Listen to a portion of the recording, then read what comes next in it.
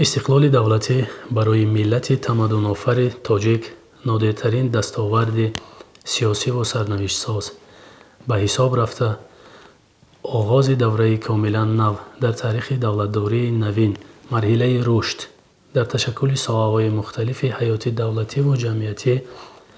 در عموم دولتداری ملی محسوب می‌گردد.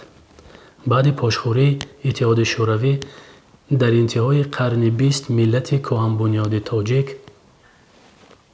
صاحب دولت کاملا مستقل ملی شد که مردم کشور امروزها 32مین سالگی این دستاورد بزرگ تاریخی را همچون جشن مقدسترین مردمی تجلیل می‌گیرند.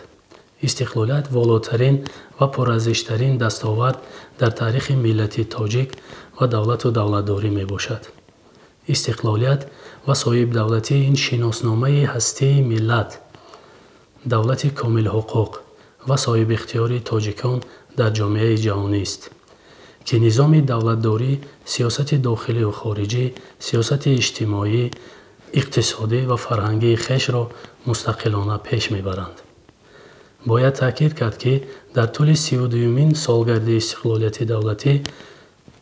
تاجیکستان تجربه جهانی شکل‌های مختلف دولت و دولتداری، نظام‌های موجوده سیاسی و اقتصادی و ارزش‌های تمدن ملی و عمومی بشری را آموخته و مقایسه نموده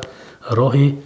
جامعه عدالت‌پرور و آزاداندیش حقوق بنیاد، دموکراسی و دنیوی را پیش گرفت.